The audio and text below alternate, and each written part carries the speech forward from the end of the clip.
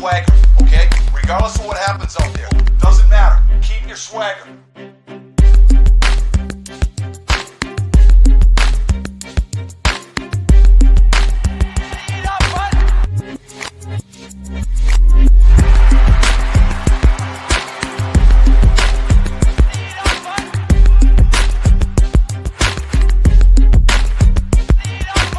Keep your swagger.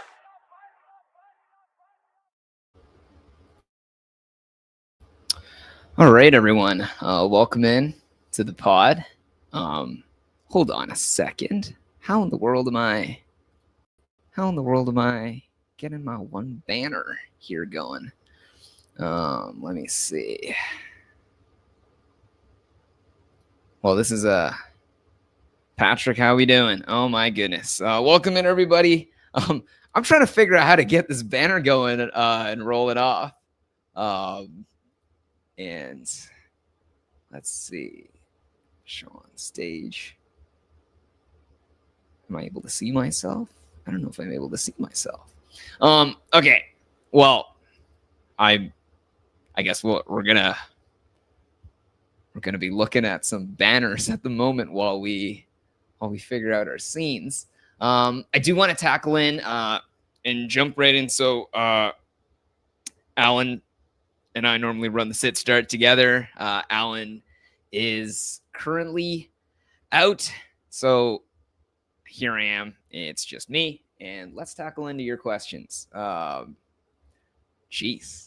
this is looking a bit criminal here. I'm trying to see where we can go here, boys. 1 second.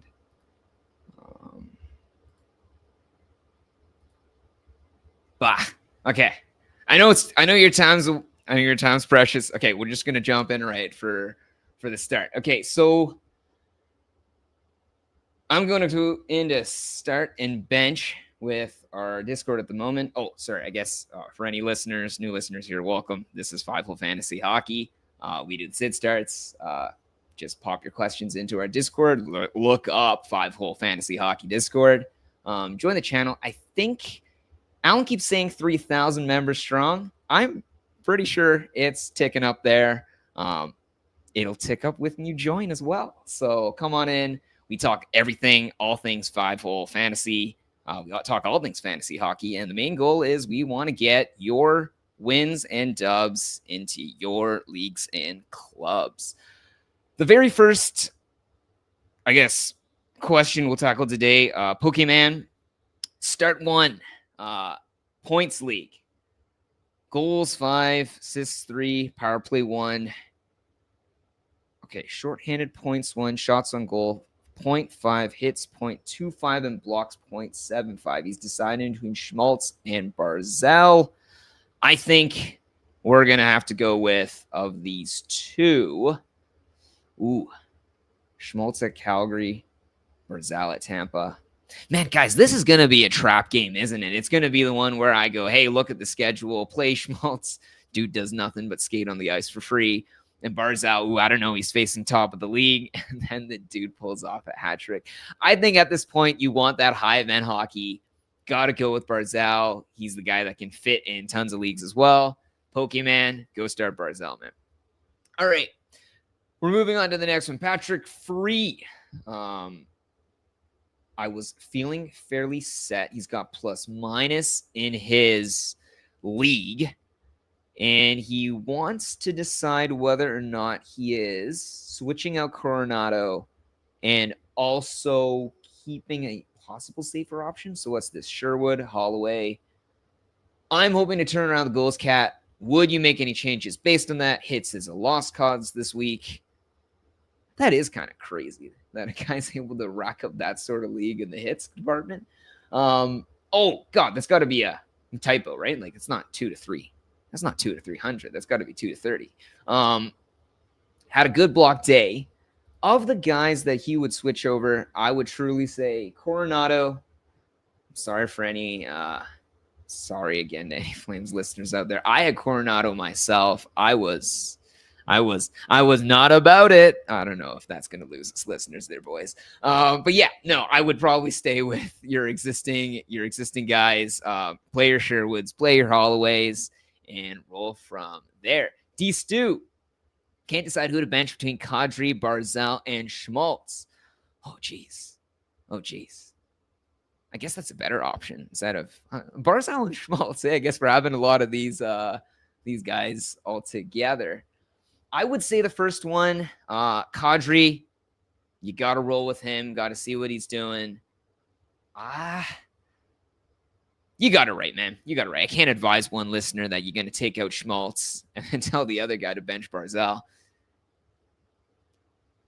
Any Schmaltz listeners out there and any holders, you can thank me in advance for the hat trick that he is going to barge for you today, for me telling all those Schmaltz owners to bench him. Kopitar's last ride. Did I do good, Papa? Well, let's see. So on the bench is Keller, Lindholm, Perfetti. Gotta love the Perfetti bench. I respect the shit out of that Perfetti bench. And let's see. I don't know if there's any guy that I would bounce out, right? Let's see. So Bedard, Nylander, Tkachuk. It's kind of weird.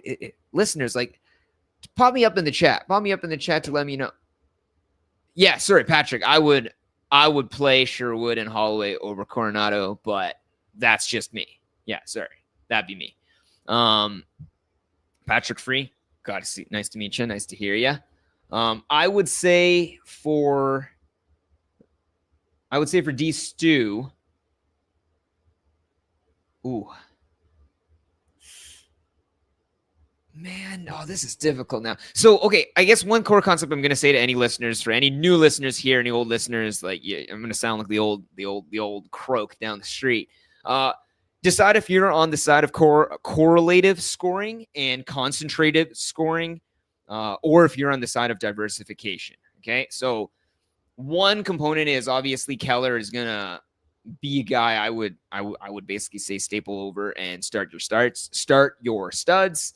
And the one thing I would say is if I was to advise people to bench Schmaltz, on the other hand, telling people to start Keller sounds a little wishy-washy. But I feel like you have to start your studs, man. Like, look at the other right wingers that are facing. Sherwood's facing off against Red Hot Manny. And okay. Well, hold on, Patrick. You're saying let me show this one. Oh, there we go. Okay, some parts of this chat are working.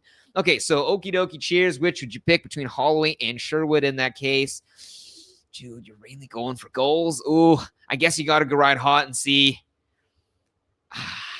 Frick, that's a hard one. Okay, let's double check some of these first. Okay, so who is facing off against our red hot? Well, I don't even know what red hot. Maybe that's a little generous for St. Louis. Okay, so they're facing off against Ottawa. Jeez, if I had to choose, I would probably still run with Sherwood because I think he's playing the bigger, I guess, playing with the bigger talent pool. Sorry for any Blues fans. But yeah, I would probably say just there are more goals going in Vancouver right now than there are rolling through in St. Louis. Hey, Turner Bray, welcome in.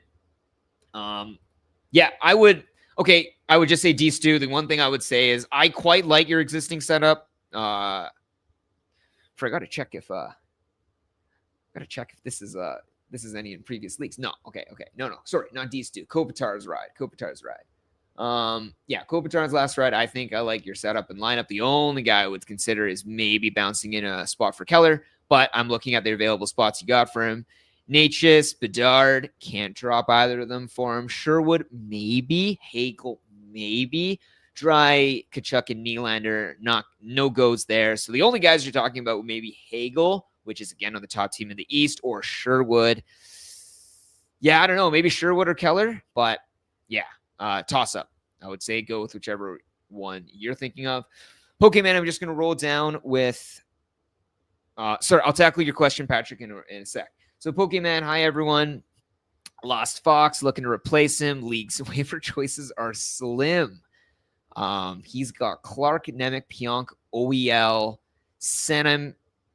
Jeez, this is, well, he really just read off the whole names. Sanheim, Byram, Larson, Dersey, Blankenberg, Burns, Foraging. I know it was a typo. I'm blanking right now. I'll come back to it. Sherrod, Edvinson, Roy, Plock, McCabe, Manson. Okay, I think some of these guys at the end, I mean, okay, anything can happen on the Saturday, boys. I think right now the angle and play probably of all those guys, I would choose between Clark, who is currently on the power play 1. I would also consider, I know OEL's had a bit of a hot streak. Those are the 2 names that pop out to me immediately. Yeah, I would say I would go between those 2. Okay. Patrick, I'm going to jump back to you there. I'm going to say with Sherwood on the 4th line, 2nd power play. Yeah, I know these things always move. They move around. I think we're just going to check just to see. Okay, I guess any tips and tricks for listeners as well. So I would say first you got to know a couple of the guys. I would say on X, or geez, am I saying X now too, guys? So used to saying Twitter. Still rolling through. Forsling, thanks. Forsling, not foraging. Yeah, Forsling. Good find as well, by the way. I would say Forsling is definitely, I guess he's got the upside. I don't think he has the deployment at the moment, does he? Let's give it a check. Sorry. Let's roll down to Florida.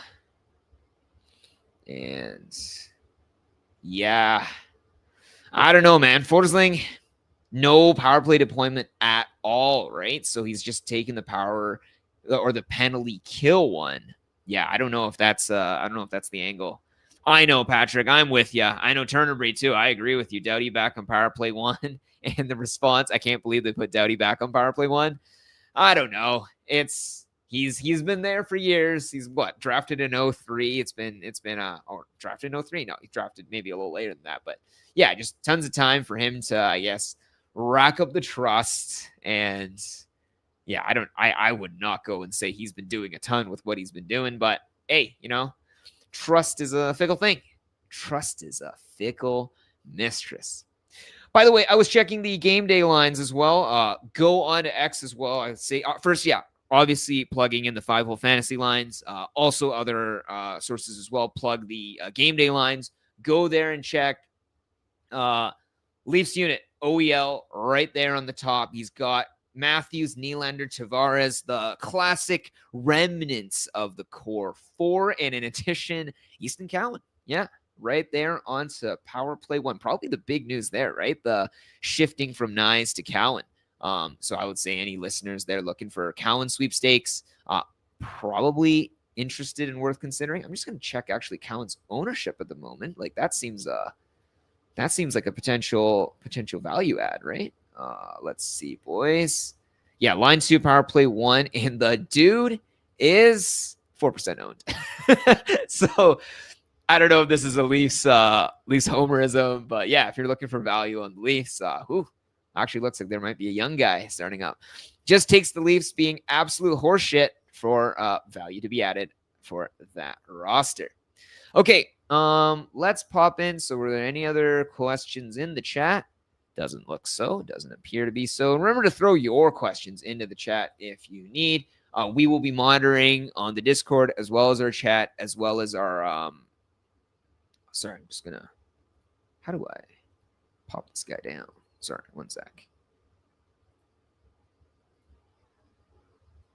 Yeah, sorry. I'm just going to hide this one. Okay, so we're going to be checking in the chat for the, I guess, in the team building. Patrick, yeah. I talked to Alan before the show, and he said, yeah, there might be some listeners checking in on that one. So I am a huge non-Hildeby believer, and then I went and checked the stats on it. In theory, it's a question of Leafs yay or nay. I agree with you. I would actually say the same concerns with the Leafs remain in the sense that I don't think they are a playoff team, but I think they're not a playoff team because of the existing workmanship. Not that I don't think they could be a 500 team for the remainder of the play. I think if you're going from games 28 onward to 82, I think the Leafs could sustain a 80, what do you call it, a 500 win percentage pace all the way through, which will get them right out of the playoff picture. But I think, yeah, if you were looking for fantasy value, I think the Leafs would still offer enough for you to start Hildeby, right? Like, it is concerning in the Leafs crease. If you're looking right now, Stolar's, let's check. Was there any timetable for return? Nothing. Okay, let's check Wall. Was there any timetable for return? Nothing. He jumped onto the IR instead of being out. So, I mean, you're looking at who to compete with Hildeby for this, right? There's Reimer, Akhtiamov, Yamov, and Hildeby.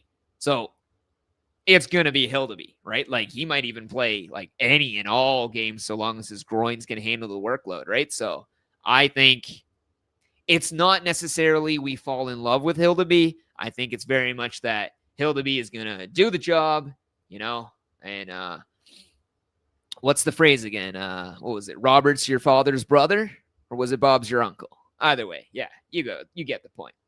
Okay, so we're rolling through to ad drop and joining down. Let's scroll through.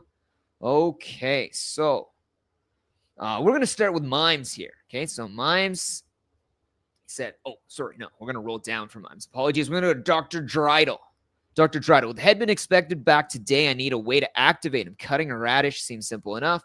I also have 4 goalies. Is it time to cut Askarov? Now, I mean, I think 4 goalies in general is always a toughie, because if you look at the value he's getting from the other guys, Wallstead, Gustafsson, locked up the Minnesota crease.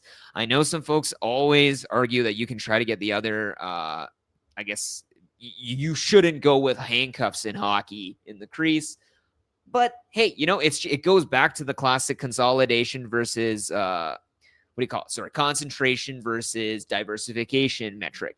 And I think if you're going to concentrate into a crease, the Minnesota crease ain't a bad or a shabby way to go now. Spencer Knight, beautiful. You're always going to start. Great value, Spencer Knight. I would almost say, like, the value he's delivering for you is almost at who was the guy last season that was giving you immense value like that? Maybe Mackenzie Blackwood, that sort of value, right? Spencer Knight, undrafted or not drafted, lowly drafted, 0G or low, what do you call it? Almost a no G strat. Yeah, Askarov is in that same boat. But hey, if you have to drop a guy, I wouldn't hold an extra goalie just for the sake of it. At the end of the day, you're playing your streams. You're playing your particular week-to-week matchup. Sorry for any Roto listeners. Yeah, Roto listeners, take that with the grain of salt that it is. But yeah, it's just a matter of making sure you get enough skaters on the ice. Outplaying your opponent, any listeners out there, on a week-to-week head-to-head matchup or cats or points basis? Heck, outplaying your opponent most of the time just means you got more guys playing than the other guy, right? So look at your matchups, look at your schedulings, and if you're holding 4 goalies, I'm telling you, half your goalie slots are going to be, benched on any given day. Hard to win. All right, so let's go back to our starting bench. Was there anyone else? Nope, on the starter bench. Let's go to trade talks. Okay, so we're going to scroll through to trade talks. I don't want to go too far back. Let's see. So, yeah. Why don't we go from yesterday? Okay, so we'll go from Jordan, December 5th, yesterday. So he's saying what? So, question. Blackwood, Tuck, Bertuzzi, Seneke. And then on the green side, it's Zegras, Kempe, or Hurdle. Okay, so let's see. I think the opinion of the masses at the moment is leaning toward Blackwood. But I would, let's see. So Bertuzzi is a hot. He was pretty hot at the moment. Got to check Seneke. I guess Seneke is the slightly unknown factor compared to the other two. Yeah, right wing 2, power play 2. I do like his shot deployment. It's around 2 shots a game. I mean, let's do the classic setup. I guess I'll walk you through my thoughts here. I guess all listeners. So basically, right now, at the one hand, there's 3 players against 4 players, right? So that means, anywho, I would require the lowest player in the value trade to be higher than the player I drop, which is already going to be a high sell, right? Because if you're saying Blackwood, I don't think Blackwood is the worst player in this trade. Tuck, Bertuzzi, or Seneke, you'd be like, they're kind of roughly all in the same sort of buffered ceiling or value. You know what I mean? Like a ceiling floor value. And if you were to walk through and think, would you say Seneke is the lowest of all the players involved? Possibly. And if Seneke is indeed the lowest player involved, or I don't know, some people could argue Bertuzzi, both of those guys are on the green side, right? On the flip side, you end up with Zegras, Kempe, and Hertl. I want to swear and say that Kempe and Hertl, they're going to offer you solid floor value constantly. And I think Zegras is the guy where, guys, Zegras is like the fantasy hockey Brazil. He is the player of tomorrow forever. And maybe he'll hit his ceilings, but he is in some way a huge ask, I guess, in order for him to, I don't know, justify one solid keeper player on the right side. Now, maybe that is what justified the votes pushing either way, but I would say the best 2 skaters across all these 7 players would be Kempe and Hertl. Now, Jordan, I'm going to say too, like, do you need a goalie? You know what I mean? Like, Jordan, if you need a goalie, like, heck, you know what I mean? Take whichever side is Blackwood. You know what I mean? But on the flip side, if you're just talking the skaters, dude, you don't want 3 of the 4 worst skaters in a trade, do you?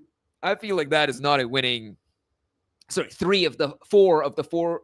You do not want to be on the 3 of the 4 worst skaters in a 6 skater trade, is what I was trying to say. So, Jordan, that's where my thoughts are. If you need a goalie, yeah, different one. I don't know if I would call this a neutral one. Depends if you need to strengthen your crease or not. I will move on to Farfadet's trades, but I will cycle back to you first, Patrick. Okay, let's see. What do you got? If you're covering trades, I got Alan's perspective on a suggestion the other day. What would I say about Marner and Ghost, Bear, and Batherson for Zibby, Brett, and Yossi? First of all, I would say Yossi versus Ghost. I would rather be on the Yossi side of the trade. Okay, we covered that one. So then we're really talking about Marner and Batherson versus Zibanejad and Brett. Patrick, I would say first and foremost, do you count faceoffs in your league? I'll wait for your answer for that. And I would say the second portion is, if you're looking at existent guys for value, you're looking at, I guess, are they a rising team in the East? Like, I swear, each time you look at the standings, it feels like the Rangers are languishing, but they ain't languishing, right? They're only 5 points out of the Metro's top spot. No faceoffs in the league. Okay, huge nerf for Mika Zibanejad. I would probably still say on this metric, I don't think the outsized value of the forwards for Marner and Batherson, because you're really pushing for Marner to be at his floor at the moment, stretching into a ceiling in which he surpasses the similar floor to ceiling ratio for a Zibanejad or Bratt, which I don't agree with. And so I would say I'd rather the Zibanejad, Bratt, Yossi side. And Patrick, I hope you are on that side. No, well, no, that sounds a little too negative. I would definitely say, yeah, I would rather the Zibanejad, Bratt side. If you have Marner, Ghost, and Batherson, that is still a very strong core component. I would just prefer the Zibanejad, Bratt, Yossi side. You would also be grabbing, because I'm trying to think, on the other hand, Marner is not a... Okay, I'll get some updated stats on it too, right? I don't want to drive all understanding. But yeah, you look at Marner right now, he's what? He's shooting less than twice a game. He's hitting once every 3 games. He's blocking twice every 3 games. It's trading for the Bratt side. Yeah, dude. Yeah. I hope he doesn't watch the show. Yeah, send the trade over. Send the trade over and hope he clicks yes. Yeah, Patrick, that's what I would say. So he does have the Marner side. He's considering trading for the Brat side. Go for it with Godspeed, and I hope he fat fingers. Farfet at 92. Wondering the same. I have heard people trade him for Keller. Oh, he is in response to Jordan's quote yesterday about trading and valuing Morgan Geekie. So he was saying people were trying to trade Morgan Geekie for Keller, for Meyer, and for Kempe. And oh my goodness, I want to play in these leagues, chat. I want to join in on some of these chats right now. Sorry, hold on a second. With the current suggestion on the table, I am also getting his 14th draft pick for my 20th. Oh my goodness. Well, sir, I don't know if you've been to a buffet before, but Patrick, you would be cleaning up. I love it. Back to Farfadet. Okay, so he was saying what? People are trying to trade in the trade and talk. For any listeners who just joined in, we're just talking on the trade talks for under team building at the moment. So Farfadet is mentioning that some folks are trading Morgan Geekie and snagging back a Keller, a Meyer, or a Kempe. And I would say to any of those folks, you sirs are, nah, you can't say batshit crazy. God goodness, Morgan Geekie. Holy moly, this man's value. 31 points in 29. Oh, geez, is 21 goals sustainable?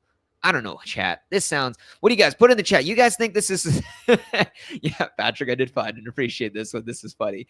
Sorry, for any listeners out there, basically Patrick was saying, yeah, I'm sure he isn't listening. All should all be good. He is thinking, yeah, I would say if you're getting better trade value and you're getting similar value, guys, you have to remember as well, right? Like I suffer from the same vices of the heart, that listeners do. Like I loved that 2023 Roman Josi and Philip Forsberg, but hey, yay, nay. Oh, Juuse Saros, guys, those are memories and remnants of yesteryear, right? Like these are not players.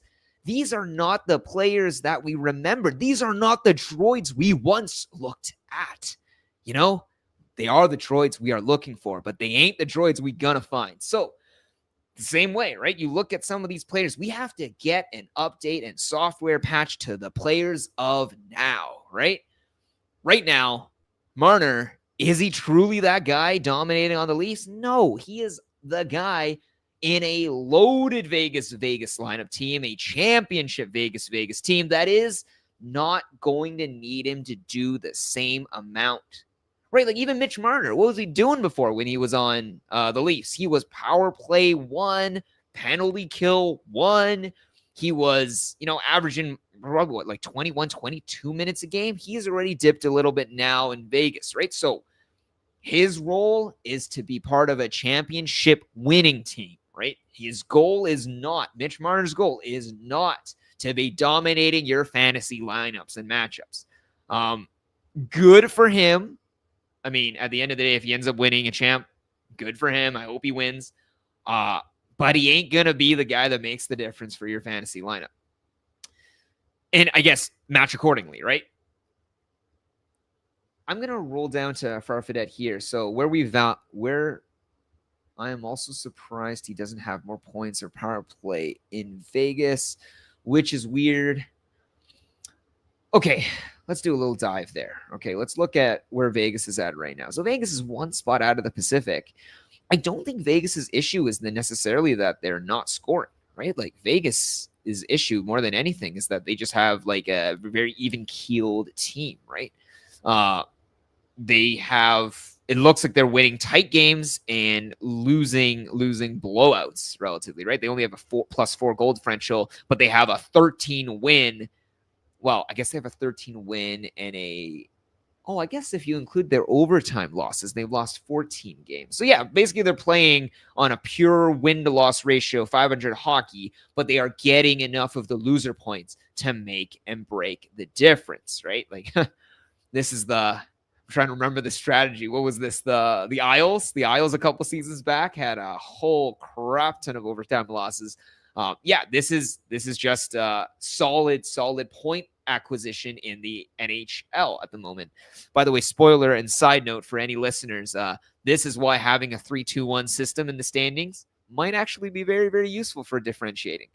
But yeah, it's just a matter of Vegas not scoring a ton. I guess relative to their I guess like counterparts, right? If you look at like Anaheim or Dallas or Colorado, right? That's another 20 odd goals that they've been pounding up there.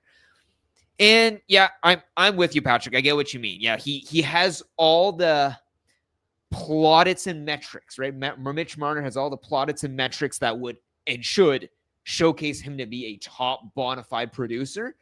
And I'm going to clarify again, like he is still at a point per pace, right? Like 5 goals, 21 assists. It probably is just the shooting, right? He's not shooting enough, but that is to be expected when you have a Jack Eichel, when you have a Tomas Hertl, when you have a Pavel Dorofeyev, I guess, and a Shea Theodore.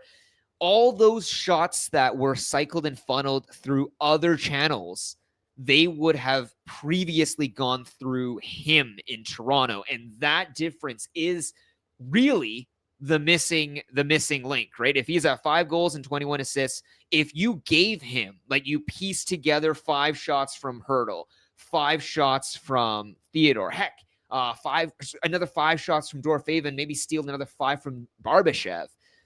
You add that on to Marner, give him around 68, 70 odd shots now. He probably converts at least another, let's say 4 to 5.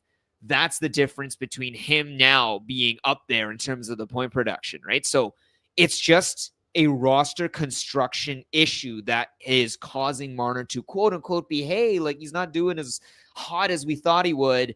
It's just Vegas being more strongly and championship contendingly constructed than the Toronto team that Marner vacated and left. So that's the reason as to why he's not, producing in that sort of fantasy relevant way that we could have expected.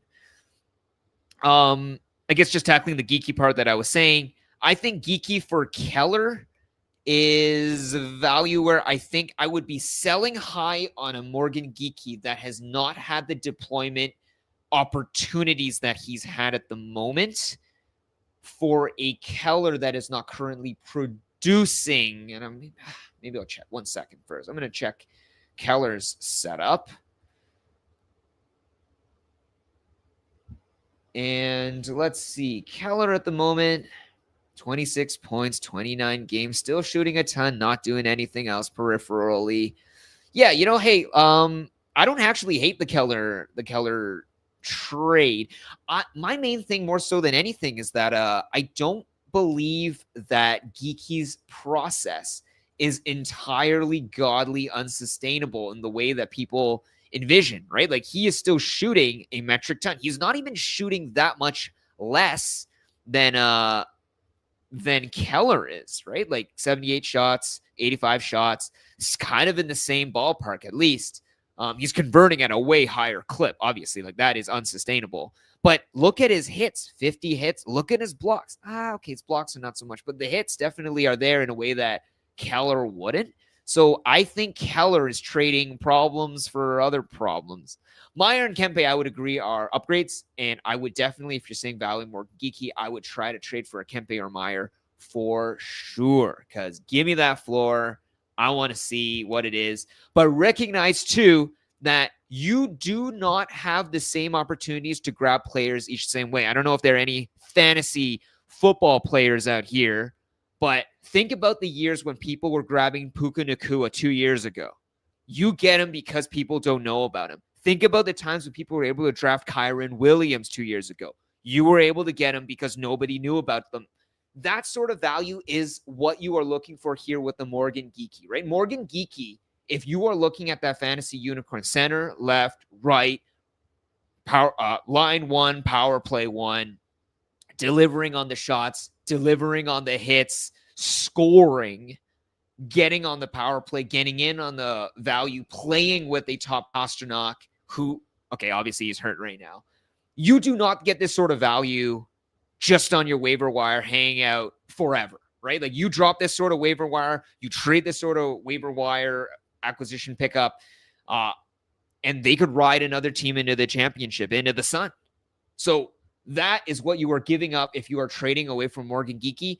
And you could get consistent value if you were to get Meier and Kempe back. Meier himself was a fantasy winner. Kempe himself is often a championship stalwart.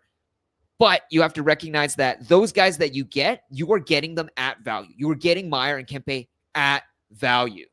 The other guy is trying to buy in on a Morgan Geekie and crash in, right? Like if you were to roll metrics, think about like, I guess we're taking like investment examples here, but think about the crazy risks that an Elon Musk would have had to have taken rolling and parlaying his PayPal wins into greater and greater and greater assets. And that's how you end up with the guy that has the highest net worth in the world. You don't get that sort of outsized value by not taking risks. Morgan Geekie is the kind of player you take an outsized risk for to hold on to diamond handsing to end up with the sort of winning championship pedigree and value. If you get a guy that actually delivers at what he's doing point per pacing and you keep your other stalwarts, holy moly, that is a championship team. That's the one that you want. I don't know if I would put Kempe and Meier in that sort of same potential echelon, but they were definitely floor securers that could maybe bolster your team into a sort of championship team if let's say you don't need that sort of production from a sort of Morgan Geekie. Guys, I went off on a tangent there. I'm going to roll back to Patrick's question. Small. What was this? What was able to turn Barbashev and Demko into a Faber and an Ullmark? Oh, geez. I'm happy for you, Patrick. That is a great value that you've lured for yourself. Okay, bouncing down because I do think Trade Talk has a ton of messages I want to roll through. Rickson, 20 team, blocks and points per game. Okay, he's thinking on one side, Harley and Hyman, Dahlin and Benson. Yep, Dahlin and Benson. We are moving on. Checked, Kecht, 37. Panarin, Cooley for Hagel, Eriksson, Ek. I think when I am looking for this, that the upside follows Panarin and Cooley, and the floor follows Eriksson, Ek, and Hagel. So I would say this is a floor play versus a ceiling play. I would say if you are behind, you want the ceiling play. If you are ahead, you want the floor play. Anyways, we're rolling on to Mist. Kaprizov versus Ullmark or Celebrini and Shesterkin. Ooh. Yeah, I think I want Celebrini's upside. Dude, this is Celebrini and Bedard are exciting as shit, man. They are actually doing the value for, like last time I was remembering like two young guys. This exciting probably was when it was like the Matthews and the Line A and those sorts of years, right? It's been exciting. We're gonna roll down to Patrick Free, Ghost Bear and Suzuki. Just in a bangers, just in a redraft. I think you got to go Suzuki just in terms of that sort of value. Obviously, Ghost Bear is doing different positional scarcity. Cutter or Dahlin. 12 points, bangs. Frig, man. Cutter is doing disgusting things, man. I probably want Cutter. Oh, the votes say Dahlin. It must have been. They must not believe in Cutter's shot potential.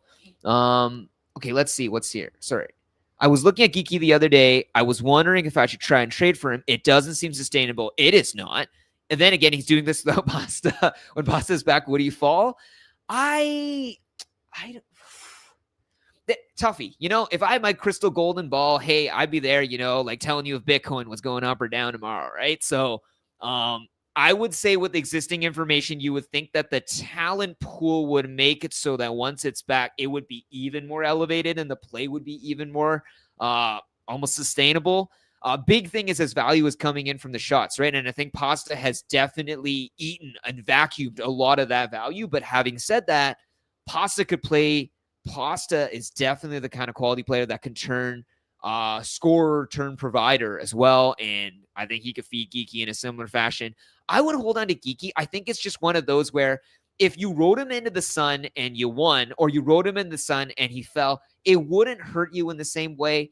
He is not the kind of guy that if he fell, if he fell and fell hard, he doesn't have the name recognition. People are not in love with him the same way they're in love with names like a Huberdeau, for example, who is getting way more love and value and traction just based on people remembering him from yonder years past. Well, nobody knows who a Morgan Geekie is, right? We are part of a niche select group of individuals in fantasy hockey that are aware of this individual's brilliance. He is going to definitely be around. And if he drops off like 5, 10, 15 games, you're going to get him on his wire quick. He's going to be like a Frank Nazar. You know what I mean? So I don't think it's wrong to ride a Geekie into the sun and see what he does. It's going to be valuable. And I think that value could carry even if Pasta returns. Okay, back to Andrew. I guess, guys, before I pop into too many of the trade talks, let's see the starter bench back. If there's anybody else, nope. Ad drop, still nobody else. We're gonna head back to our trade talk, and I'm gonna have to siphon through these quick boys. We are at, where were we at? Did I lose myself there? Where were we? Sorry, got to scroll down a bit, boys, in the trade talk. So we were at Holtinho for Cutter or Dahlin. And then we were at Andrew, Cale Makar, and Seth Jones. Mikko Rantanen and Matthew Knies, or Cale Makar and Seth Jones.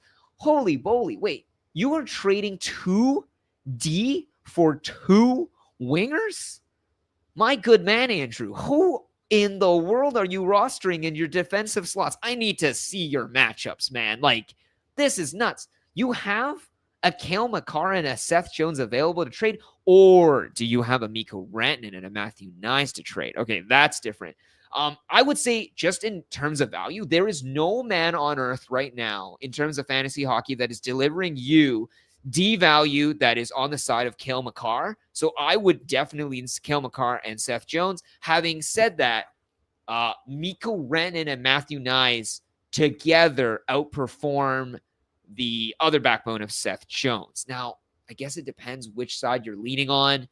Maybe just in that sort of metric, I would say Mikko Rantanen and Matthew Knies. Matthew Knies, it's really a Rantanen versus Makar, and then we throw on Knies or Seth Jones, in which case I would prefer Matthew Knies for sure. I've even traded for Knies in another one of my leagues. So for sure, yeah, like I think I would prefer the Mikko Rantanen and Knies trade. Having said that, Cale Makar is outsized value for every other metric.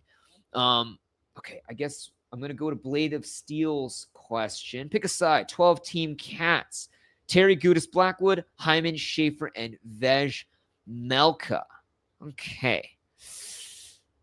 I think the value here airs on the side of...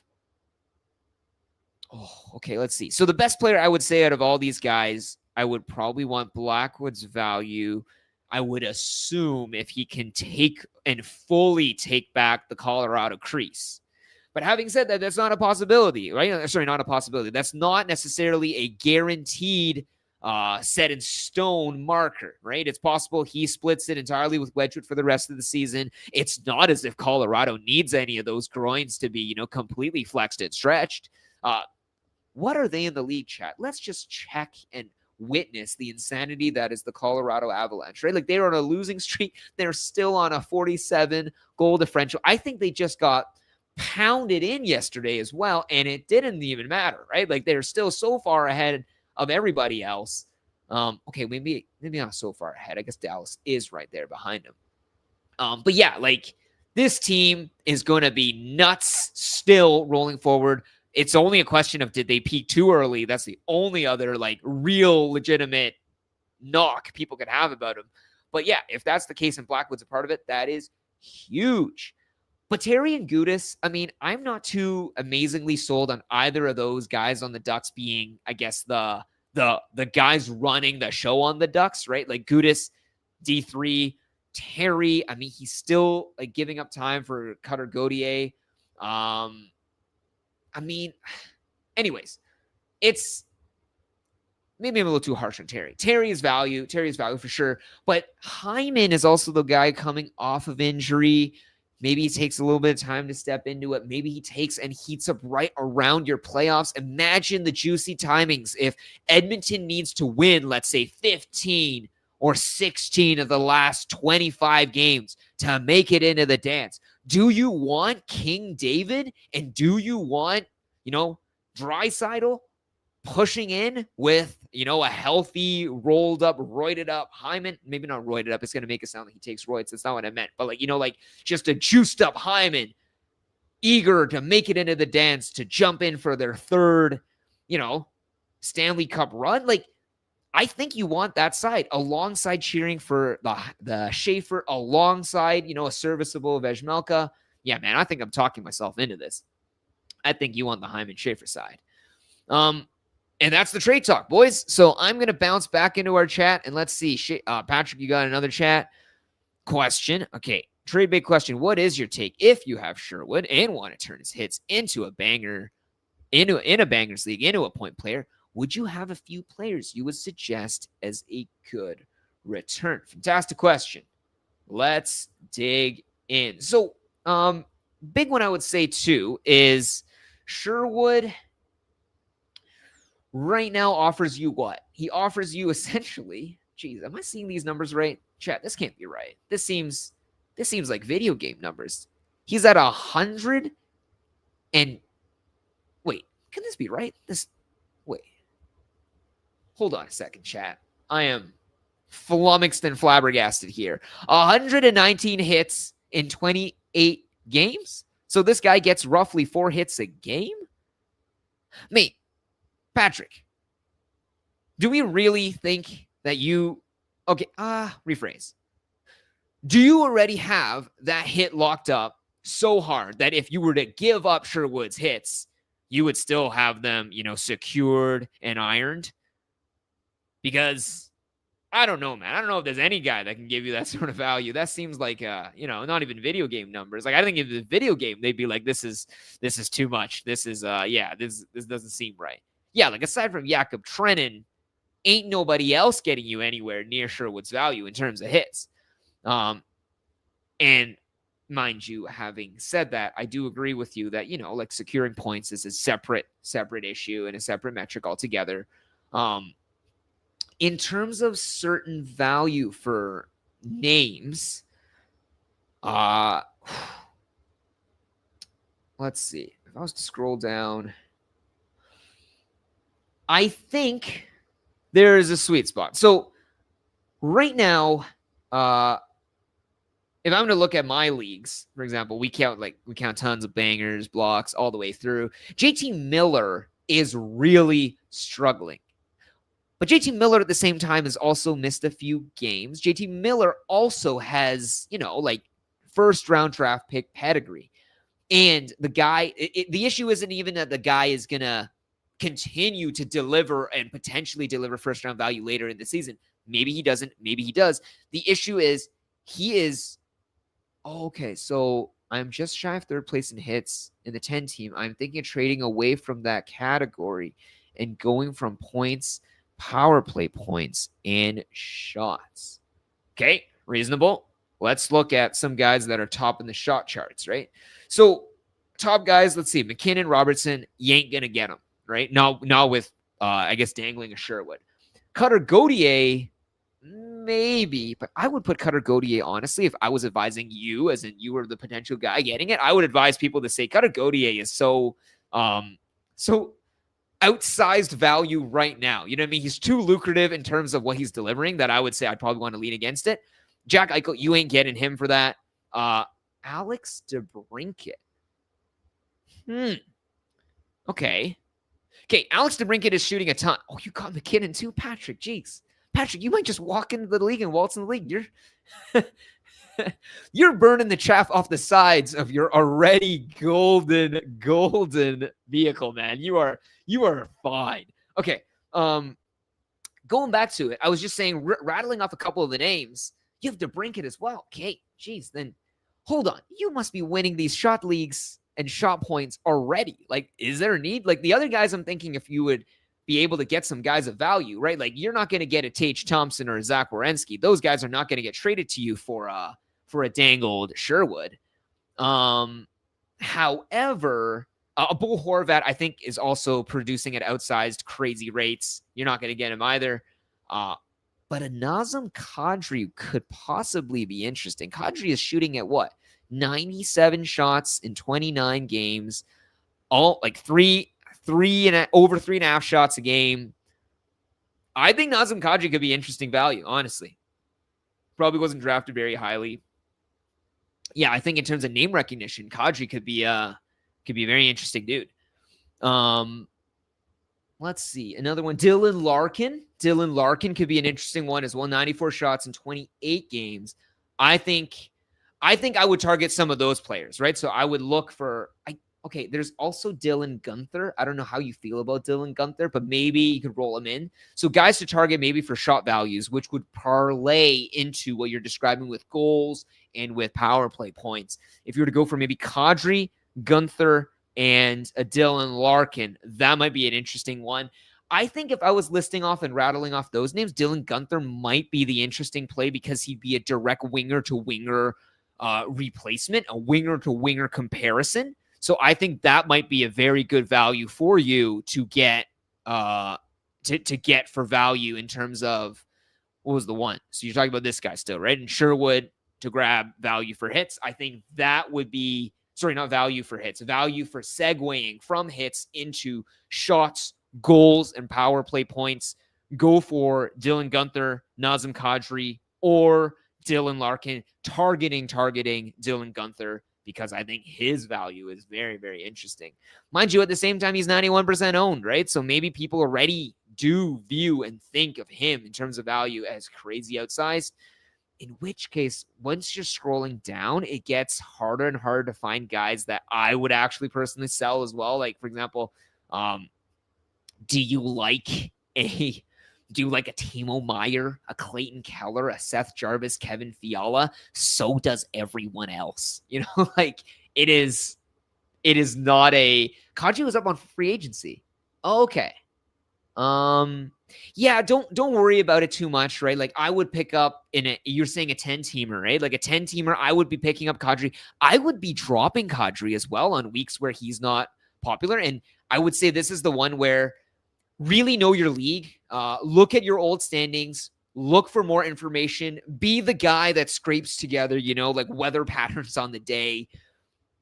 Look at your old league's metrics and standings and look to see how many wins got you into the league's playoffs last season. And what I say that is I remember one trade in particular against an opponent. It stuck in my mind so hard, which was we had a trade. It was a very lopsided trade at the time. I think Ovi was really struggling. I want to say like 1 goal or 2 goals in like 20 or 30 games. It was something crazy before his hot streak. I traded him 1-for-1 for Barzal. Now, the reason I'm sharing this isn't even that trade was the one to highlight.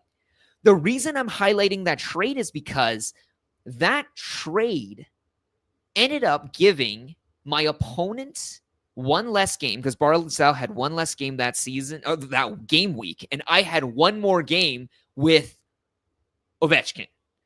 With Ovi playing that one game, I pipped the win that week. And in the final standings, I finished with the same record, but a higher goal differential and point differential, and I made it into the dance, and my opponent didn't. So I'm talking exactly to describe the fine margins in leagues. When you're talking about players here, when you're talking about adding and dropping and subtracting and whatnot, the difference between you making the league as a bubble team and as a bubble playoff team and as a Victorian orphan with its nose pressed against the glass is a fine margin. It could be that one win. It could be that one game week. So double check it. You know what I mean? Like if you want a guy like Kadri, don't hold on to him just for an extra week for like, oh, long-term. You could be holding on forever, right? You could be like in the League of Legends quote, a double lift holding on to Flash for next year, right? Like you could be holding on for way too long. So you want instead to make sure that your guy is producing for you game in, game out, week in, week out. And heck, centers, dime a dozen. Dime a dozen. Click through your centers. You're going to see a ton of centers. They will be available. And yeah, I'm just going to roll through here where it says what Gunther is a favorite from last year. Shooting is great. His points aren't really there. Yeah. You could think of it from this angle as well, right? Where if you get and gain shots, I think you're already going to be winning shots and converting them. You already are going to be gaining outsized value from the shots gained that you would have in surplus over what Sherwood is currently providing. And so I would say the upside capital for you to gain additional points and power play would be well worth the risk. Okay, but boys, I have chatted for a vast majority of this time. I'm going to check starter bench one more time. No new ones. There's ad drop. No new ones. Trade talk. Oh, shoot. Okay, there's goalie chat. 1 second. I'm going to roll through goalie chat real quick. Was there anything? Thank God I started goalies. Thank God I started Jari. Oh, sorry. Okay, December 6th. Burns. Selling high on Wallstead or riding until the wheels fall off. Dude, didn't you hear the news? Wasn't the guy getting like 5 shutout? First guy in history to get 5 shutouts in the first 10 wins or some crazy stat? Dude, this is historic, right? This is in 61 odd years. It's never happened, right? 61 years. Think about all those things. Were there TVs 61 years ago? There might have been. Not in color, right? Like color came in 1970. This is a stat before color television. Holy bully, it does not happen every single year. Ride until the wheels fall off. And Lord goodness, they might fall off gloriously. They might fall off spectacularly. But my goodness, you want Wallstead, you want Dorstead, you want all those things in abundance on your team. I'm jealous of any individual that ended up with that sort of stuff. You know who I'm rolling, chat, just to give you an example? You're talking to a guy that's rolling with the Saros, rolled with a Binnington on the lineup. It is a tough time in crease land for some individuals. Wallstead, ride him into the sun, man. Enjoy that mini shutout. Enjoy those mini wins. And, I guess, that's a funny pun, mini wins. It's a mini win. But also, yeah, the Minnesota wins as well. But, yeah, I guess if we're rolling through with this, just going to check through all our chats one more time. Please throw any additional questions you have in the chat. We will tackle them throughout the week. And man, I hope on this beloved Saturday, amazing Saturday, that all you beloved, amazing listeners, thanks for taking the time. Thanks for spending the time. I hope your teams crush. I hope all your starters get hat tricks. I hope your bench gets hat tricks too. And shutouts galore. And I think, and I hope, where's our media assets? Guys, we're having some technical difficulties with closing off all those different things. But yeah, thanks for taking the time to tune in. Thanks for taking the time to listen. We will be back with a week preview. We will be back also with our weekend previews as usual. And also our sit starts. Just can't believe it, right? It's currently week 9 rolling in. I hope everybody has a fantastic Saturday, and we will catch you again in the next one. We will pick you up later. Peace.